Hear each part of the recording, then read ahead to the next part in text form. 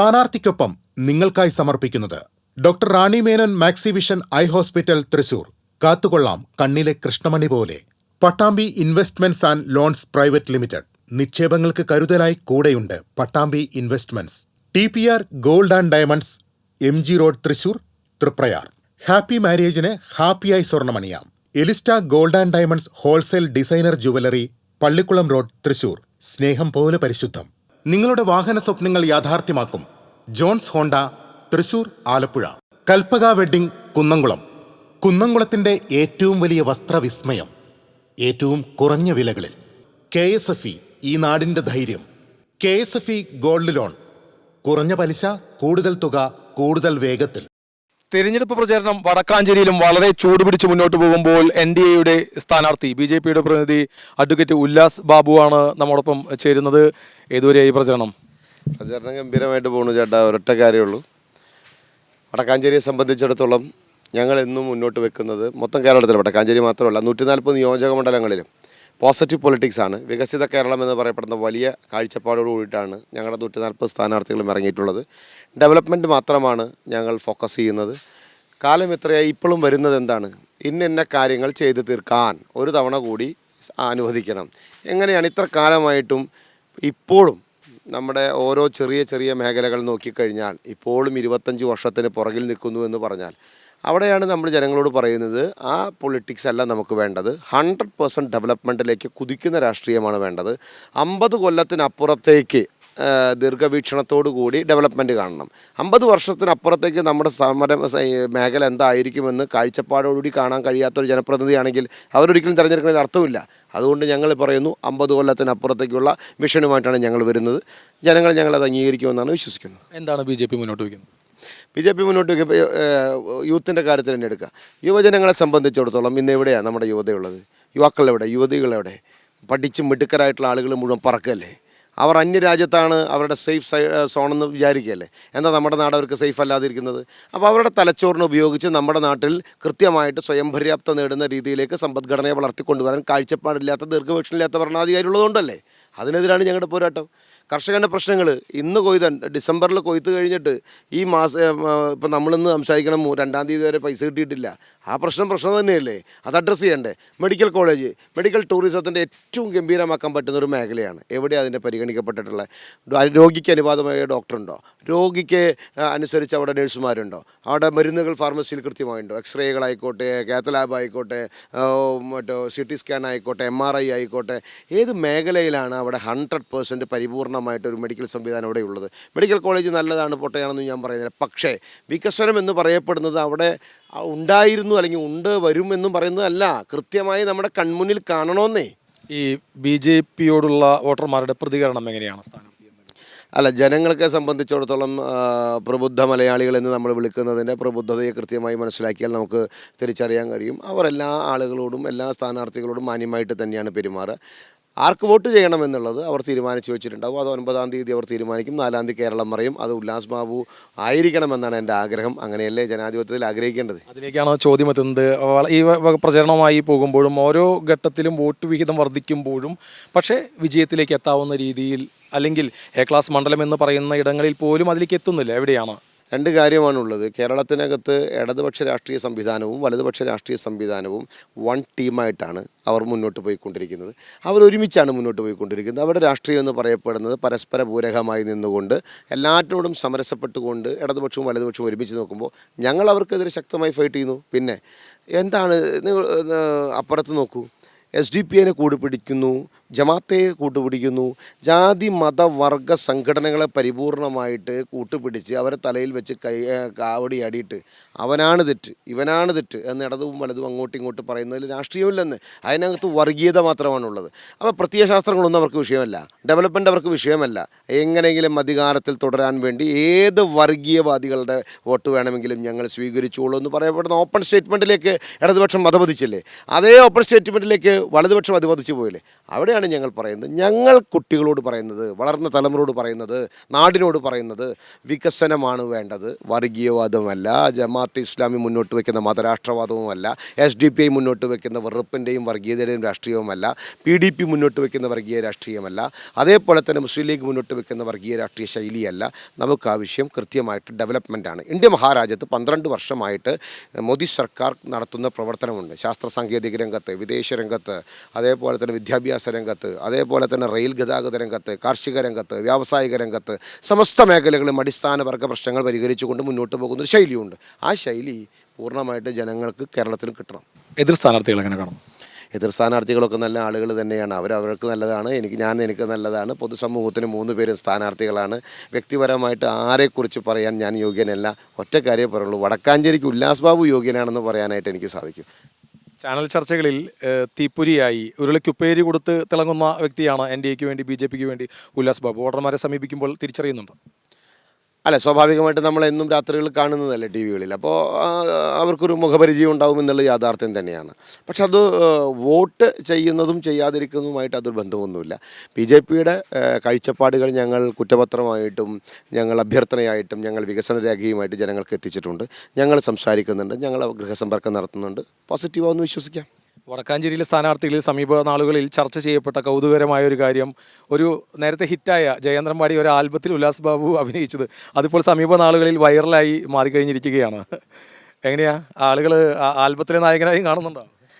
ഇല്ലപ്പോൾ അത് 2009 അന്നത്തെ വിദ്യാഭ്യാസ കാലഘട്ടം കഴിഞ്ഞ സമയത്ത് നമുക്കിപ്പോൾ ആ പ്രായത്തിൽ എല്ലാവർക്കും ഒരു മോഹം ഉണ്ടാവുമല്ലോ. സിനിമയിൽ അഭിനയിക്കുക, സിനിമ നിർമ്മിക്കുക, അതൊക്കെ ഒരു മോഹമാണ്. ആ മോഹത്തിൻ്റെ ഭാഗമായിട്ട് അന്ന് വേറെ മാർഗ്ഗമൊന്നും ഇല്ലാണ്ട് ഇപ്പോൾ നമ്മുടെ കയ്യിലുള്ള ചെറിയ സംഖ്യ വെച്ച് എൻ്റെ സഹോദരനാണ് ആ പാട്ട് എഴുതി, ഉദയശങ്കർ.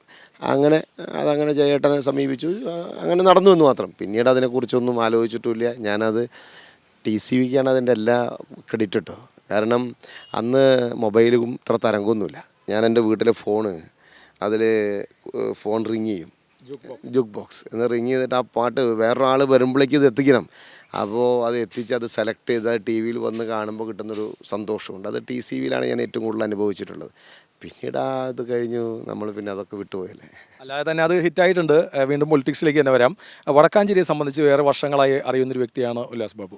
ഈ വടക്കാഞ്ചേരിയെ സംബന്ധിച്ചൊരു പ്രതീക്ഷയുണ്ടാകും, അല്ലെങ്കിൽ ഞാൻ തിരഞ്ഞെടുക്കപ്പെട്ടാൽ എനിക്ക് വടക്കാഞ്ചേരിക്ക് മാത്രമായി പ്രത്യേകം എന്തെങ്കിലും നൽകണമെന്നൊരു കാഴ്ചപ്പാടുണ്ടാകും. വടക്കാഞ്ചേരിയെ സംബന്ധിച്ച് എന്താണ് അത് വോട്ടർമാരോട് പങ്കുവയ്ക്കാം?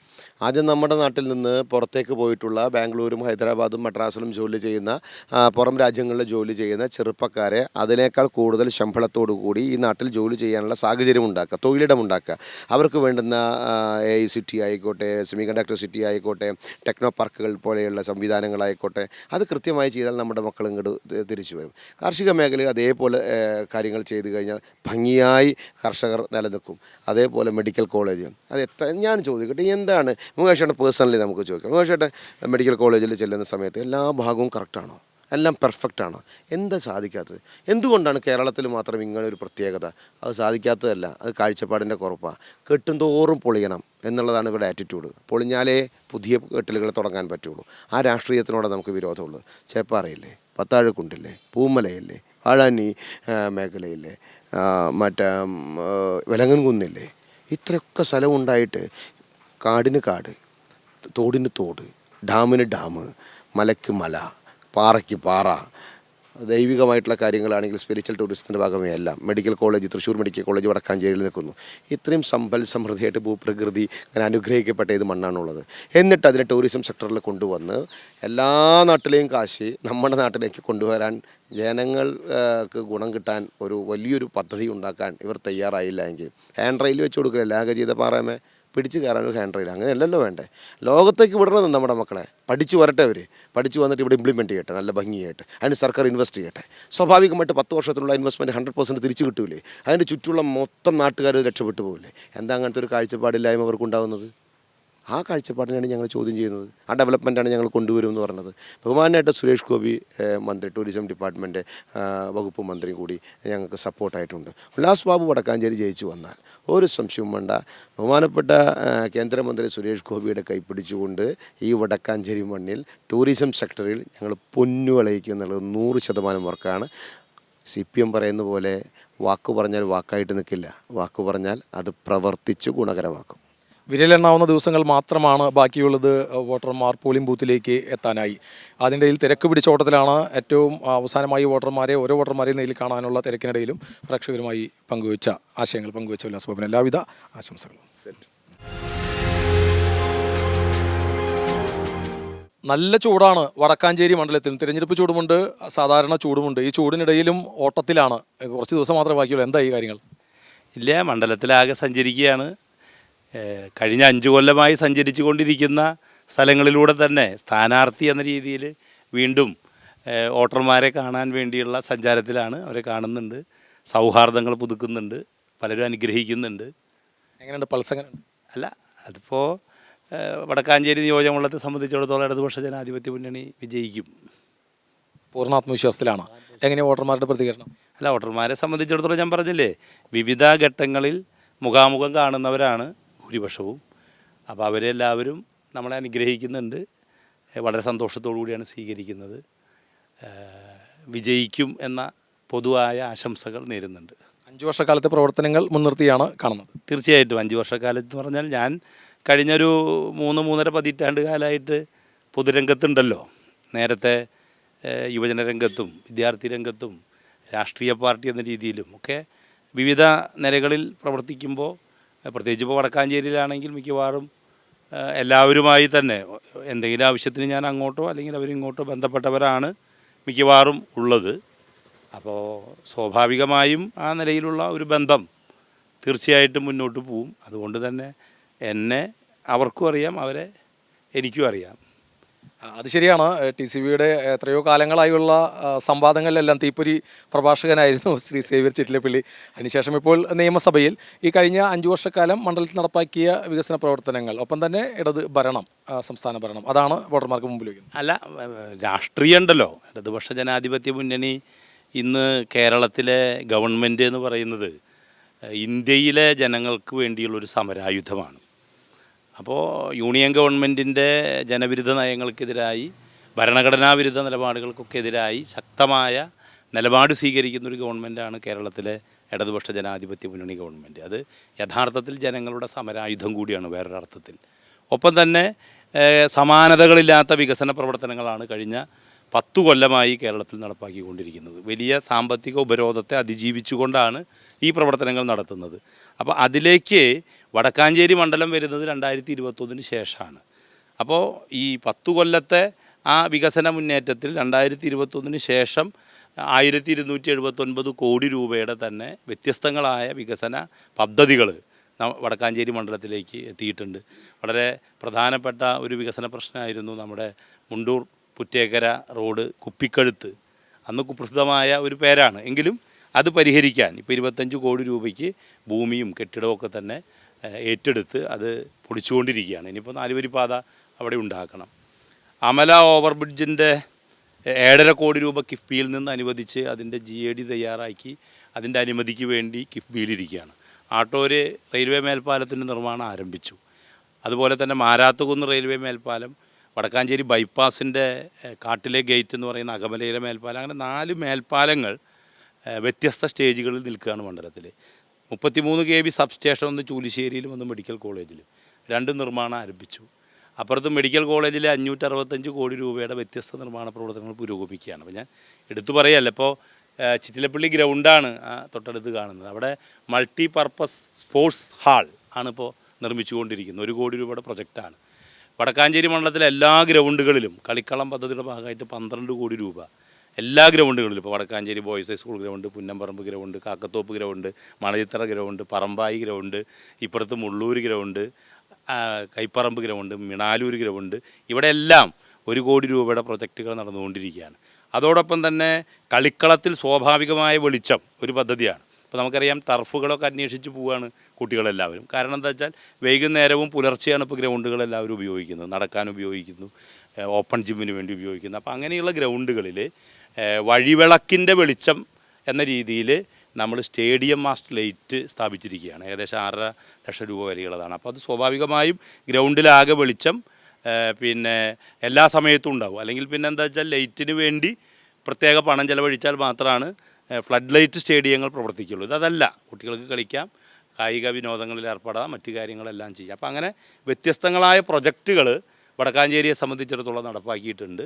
ഇടതുപക്ഷ ജനാധിപത്യ മുന്നണി ഗവൺമെൻറ്റിൻ്റെ പൊതുവായ വികസന മുന്നേറ്റത്തിലേക്ക് വടക്കാഞ്ചേരിയെ കൂടി ചേർത്ത് വച്ചു എന്നത് തികച്ചും ഒരു ആത്മവിശ്വാസം നൽകുന്ന ഒന്നാണ്.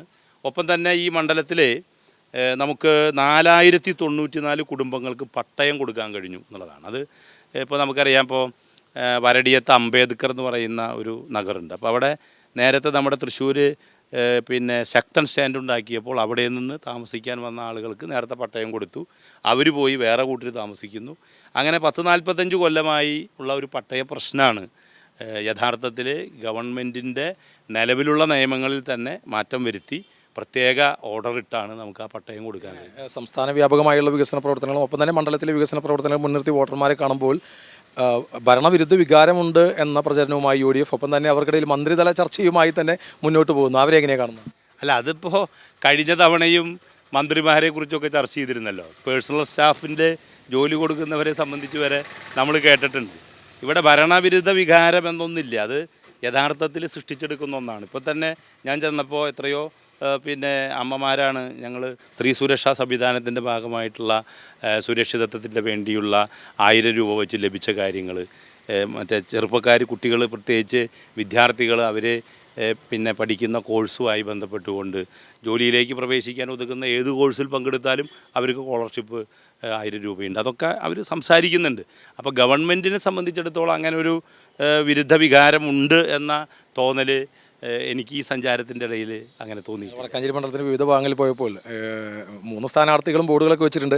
ഇടത് സ്ഥാനാർത്ഥിയുടെ ബോർഡുകളൊരു കൗതുകമായി സർവം സേവിയർ തുടരുമെന്ന രീതിയിൽ വളരെ കൗതുകം തോന്നുന്നു. ആരാ ആശയം? ഏത് അല്ല, അത് വ്യത്യസ്ത ആശയങ്ങളുണ്ട്. നമുക്കൊപ്പം എന്ന ആശയം ഉണ്ട്. ഞാൻ കൂടെയുണ്ട്, എല്ലാവരുടെയും കൂടെ സഞ്ചരിച്ചുകൊണ്ടിരിക്കുകയാണ്.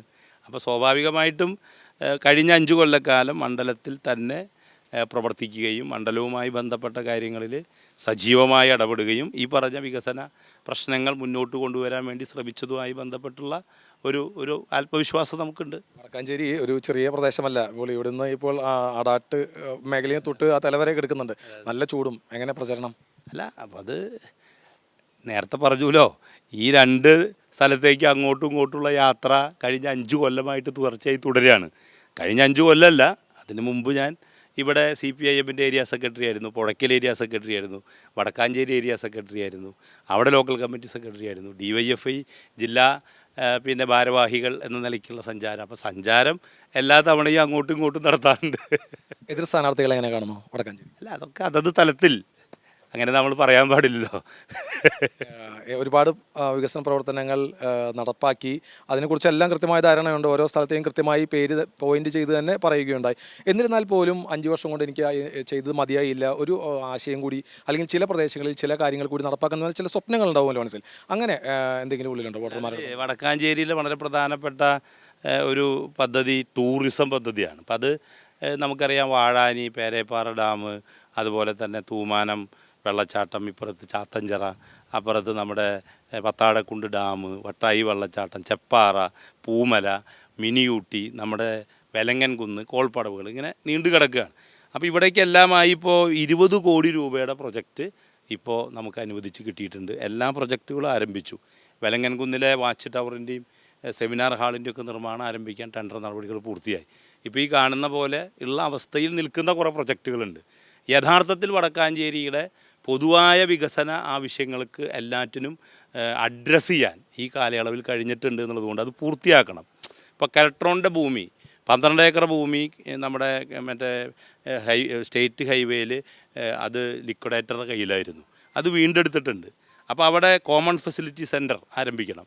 അപ്പോൾ അതിൻ്റെ പ്രവർത്തനം പൊതുവിൽ വ്യവസായ വകുപ്പുമായി ബന്ധപ്പെട്ട്, കലക്ട്രോണായി ബന്ധപ്പെട്ട്, CMIT-ആയി ബന്ധപ്പെട്ട് മുന്നോട്ട് പോവുകയാണ്.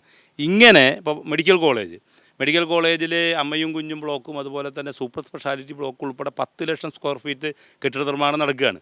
കിഫ്ബി തുടരണം. കിഫ്ബി തുടരുമ്പോഴാണ് 150 കോടി രൂപയുടെ ഉപകരണങ്ങൾ വാങ്ങാനുള്ള ചാർട്ട് ഞാൻ യോഗത്തിൽ പങ്കെടുത്ത് കൊടുത്തിരിക്കുകയാണ്. അപ്പോൾ അത് കൊണ്ടുവരണം. അപ്പോൾ നിലവിൽ റിസൾട്ട് ഉണ്ടാക്കിയ വടക്കാഞ്ചേരിയിലെ പൊതുവായ വികസന സാഹചര്യങ്ങളെ മുന്നോട്ട് കൊണ്ടുപോകുമ്പോൾ പൊതുവിൽ ഉയർന്നു വരുന്ന മറ്റ് പ്രശ്നങ്ങളെ കൂടി നമ്മൾ കാണണം. അപ്പോൾ വടക്കാഞ്ചേരിയുടെ പൊതുവായ വികസന പ്രവർത്തനങ്ങളിൽ ഇപ്പോൾ ഫിസിക്കലായി പറയാവുന്ന മിക്കവാറും കാര്യങ്ങൾക്ക്, ഞാൻ മേൽപ്പാലത്തിൻ്റെ കാര്യം, ഇതെല്ലാം പൂർണ്ണതയിലെത്തിക്കുക എന്നുള്ളത് തന്നെയാണ് പ്രധാനപ്പെട്ട വിഷയം.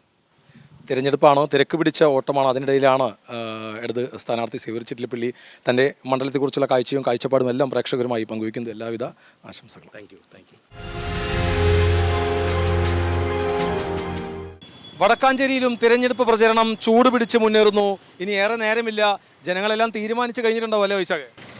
ആളുകൾ കൃത്യമായി പ്രബുദ്ധരായിട്ടുള്ള ആളുകളാണ് വടക്കാഞ്ചേരിയിലും പ്രത്യേകിച്ച് കേരളത്തിലെ പൊതുവെ എടുത്തു കഴിഞ്ഞാൽ. അതുകൊണ്ട് അവർക്കറിയാം ഈ തെരഞ്ഞെടുപ്പിൽ കേരളത്തിൻ്റെ കാറ്റ് എങ്ങോട്ടാണെന്നും കേരളം എങ്ങനെ വോട്ട് ചെയ്യണമെന്നും പ്രബുദ്ധരായ മലയാളികൾക്ക് കൃത്യമായിട്ട് അറിയാം. അത് തന്നെയാണ് വൈശാഖിൻ്റെ ആത്മവിശ്വാസം. തീർച്ചയായിട്ടും കേരളം മാറും എന്നുള്ള ഉറപ്പ് ഞങ്ങൾക്കുണ്ട്.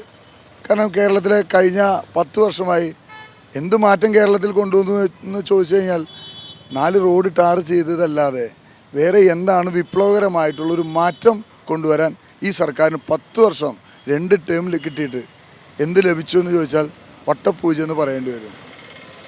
ഒരു പൊതു തരംഗം ഉണ്ടാവുമെന്ന് പറയുന്നത്. കേരളത്തിൽ മുഴുവൻ UDF അനുകൂലമായ തരംഗം ഉണ്ടാകും. അതിൽ 100-ലധികം സീറ്റുമായി UDF അധികാരത്തിൽ വരും.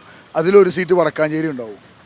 വലിയ ആത്മവിശ്വാസത്തിലാണ് ഈ വടക്കാഞ്ചേരി മണ്ഡലത്തിലെ വോട്ടർമാർ അങ്ങനെ ചിന്തിക്കുന്നതിനുള്ള കാരണം ഈ പൊതു തരംഗം തന്നെ മാത്രമാണോ അതോ പ്രാദേശികമായ ഘടകങ്ങളുണ്ടോ? അല്ലല്ല, വടക്കാഞ്ചേരിയിൽ ആളുകൾ ഒരു മാറ്റം ആഗ്രഹിക്കുന്നുണ്ട്. പിന്നെ കഴിഞ്ഞ 5 വർഷം വടക്കാഞ്ചേരിയിൽ എന്ത് സംഭവിച്ചു എന്ന് ചോദിച്ചാൽ കുറേ നിർമ്മാണോദ്ഘാടനം നടത്തി ചരട് മുറിച്ചു തെരഞ്ഞെടുപ്പ് അടുത്തപ്പോൾ എന്നല്ലാതെ കൃത്യമായി ഒരു പ്രോഗ്രസ് കാർഡ് വെക്കാൻ സാധിച്ചിട്ടില്ല.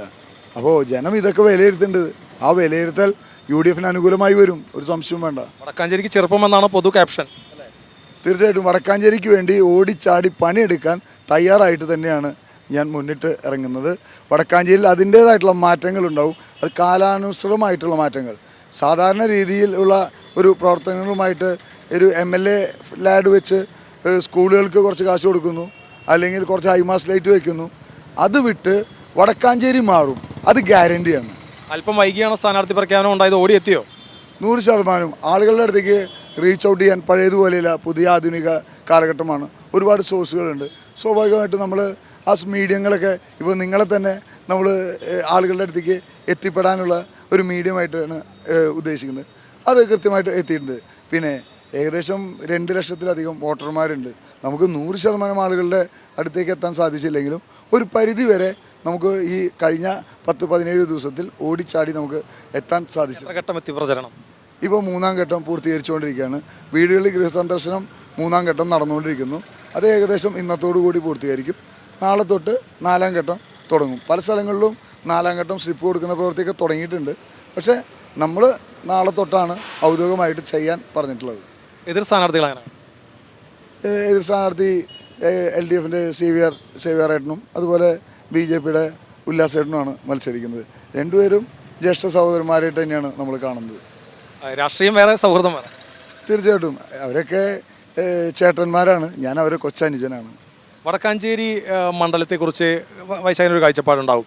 ഈ മണ്ഡലത്തിനായി എന്ത് ചെയ്യുമെന്നാണ് വോട്ടർമാരോട് പ്രാഥമികമായി പറയാം? വടക്കാഞ്ചേരിയിലെ ആളുകൾ അനുഭവിക്കുന്ന, ഇത് 2026ആണ്, ആളുകൾ അനുഭവിക്കുന്ന ഏറ്റവും വലിയ കോസ് എന്ന് പറയുന്ന ഏറ്റവും വലിയ പ്രശ്നം അത് കുടിവെള്ളക്ഷാമം തന്നെയാണ്. ഇപ്പോൾ പ്രത്യേകിച്ച് വേനലിൽ കടുത്തിരിക്കുക.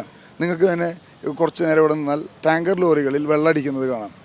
ഉറപ്പായിട്ടും വടക്കാഞ്ചേരിയിൽ ടാങ്കർ ലോറികളിൽ വെള്ളമടിക്കാതെ വീടുകളിൽ പൈപ്പിൽ വെള്ളം ലഭിക്കുന്ന വടക്കാഞ്ചേരി അടുത്ത 5 വർഷത്തിൽ ഉണ്ടാക്കുമെന്നുള്ള ഉറപ്പ് നമുക്ക് ആദ്യം നൽകാൻ ആഗ്രഹിക്കുക. അതുപോലെ തന്നെ ആരോഗ്യരംഗം.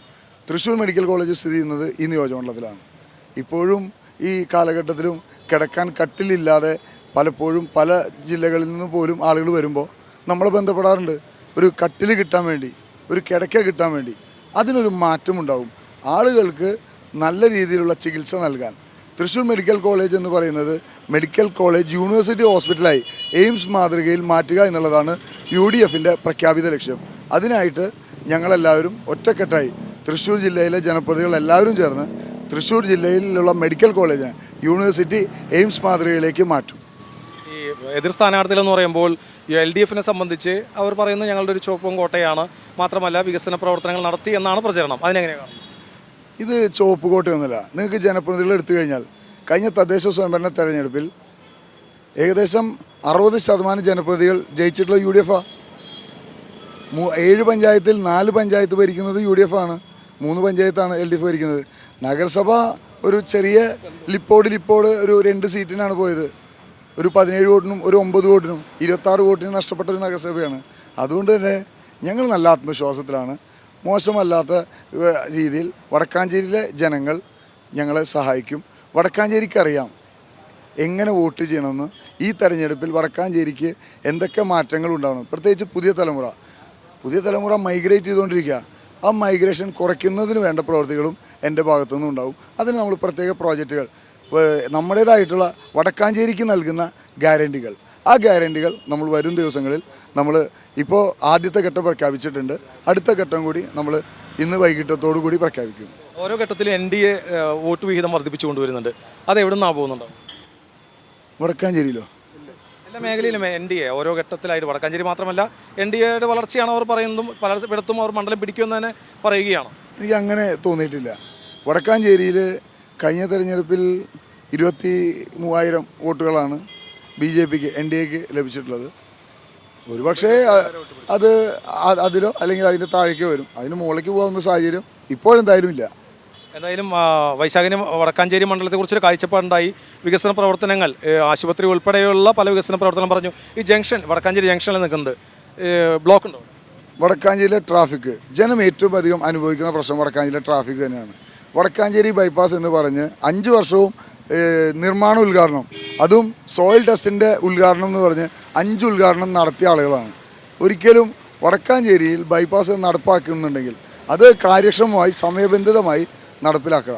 അതിന് തന്നെയാണ് മുൻഗണന. വടക്കാഞ്ചേരി ബൈപ്പാസിൻ്റെ കൂടെ തന്നെ നമ്മൾ മുന്നോട്ട് വയ്ക്കുന്ന ആശയമാണ് വടക്കാഞ്ചേരി മിനി ബൈപ്പാസ്. വടക്കാഞ്ചേരി ഈ പോകുന്ന വാഹനങ്ങൾ, നിങ്ങൾ ഈ ട്രാഫിക് നോക്കിയാൽ മനസ്സിലാവും.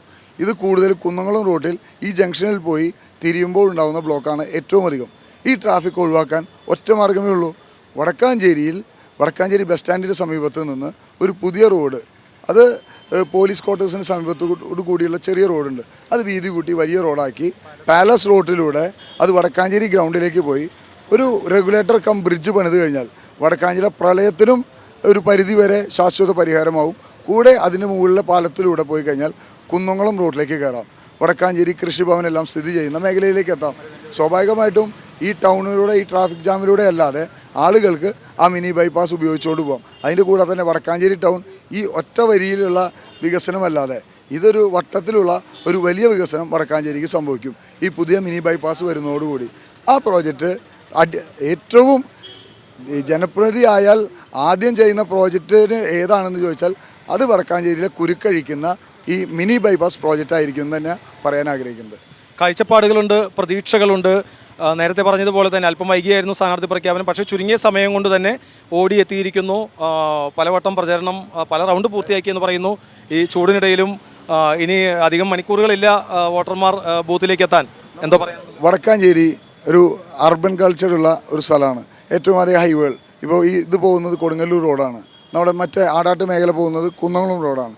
80% അർബൻ പോപ്പുലേഷനുള്ള സ്ഥലം. പക്ഷേ ആളുകൾക്ക് അടിസ്ഥാനപരമായിട്ട് വേണ്ട കാര്യങ്ങൾ ഇവിടെ ഇല്ല. ഒരു നല്ല കളിക്കളമില്ല, കുട്ടികൾക്ക് കളിക്കാൻ പാർക്കില്ല, അതുപോലെ തന്നെ മുതിർന്ന പൗരന്മാർക്ക് എൻഗേജ് ചെയ്യാൻ. ഇത് കാലഘട്ടം നമ്മൾ 2026 ജീവിക്കുന്നത് എന്ന് കൃത്യമായ ധാരണ ഭരിക്കുന്ന ആളുകൾക്ക് വേണം. ആ ധാരണ തീർച്ചയായിട്ടും എനിക്കുണ്ടാവും. വടക്കാഞ്ചേരിയിലെ 7 പഞ്ചായത്തുകളും വടക്കാഞ്ചേരി മുണ്ടത്തിക്കോട് മേഖലയടക്കം 9 മേഖലകളിൽ നമ്മുടെ നാട്ടിലെ ചെറുപ്പക്കാർക്ക് എൻഗേജ് ചെയ്യാൻ, അവർക്ക് കളിക്കാൻ നല്ല കളിക്കളം, അതും ഇൻ്റർനാഷണൽ സ്റ്റാൻഡേർഡിലുള്ള കളിക്കളങ്ങൾ നിർമ്മിക്കുക.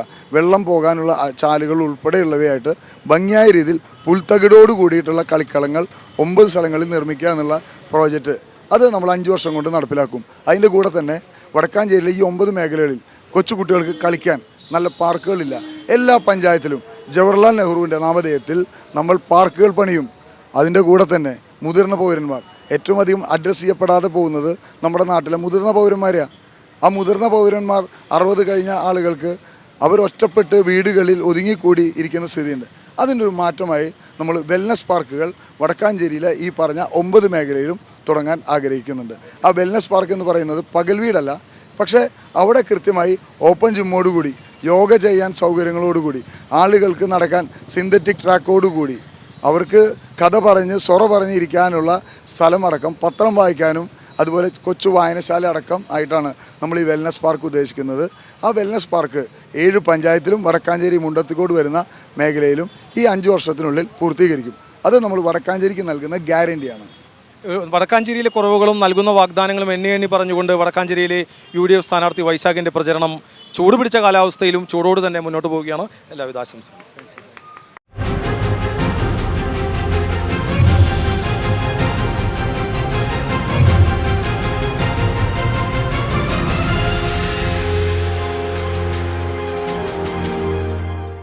സ്ഥാനാർത്ഥിക്കൊപ്പം നിങ്ങൾക്കായി സമർപ്പിച്ചത് doctor Rani Menon Maxivision eye hospital Thrissur. കാത്തുകൊള്ളാം കണ്ണിലെ കൃഷ്ണമണി പോലെ. Pattambi investments and loans private limited. നിക്ഷേപങ്ങൾക്ക് കരുതലായി കൂടെയുണ്ട് Pattambi investments. TPR gold and diamonds, MG road Thrissur, Triprayar. Happy മാരേജിന് ഹാപ്പിയായി സ്വർണ്ണമണിയാം. Elista gold and diamonds wholesale designer jewellery, Pallikulam road Thrissur. സ്നേഹം പോലെ പരിശുദ്ധം. നിങ്ങളുടെ വാഹന സ്വപ്നങ്ങൾ യാഥാർത്ഥ്യമാക്കും Johns Honda, Thrissur, Alappuzha. Kalpaka wedding, Kunnamkulam. കുന്നംകുളത്തിന്റെ ഏറ്റവും വലിയ വസ്ത്രവിസ്മയം ഏറ്റവും കുറഞ്ഞ വിലകളിൽ. KSFE, ഈ നാടിന്റെ ധൈര്യം. KSFE gold loan. കുറഞ്ഞ പലിശ, കൂടുതൽ തുക, കൂടുതൽ വേഗത്തിൽ.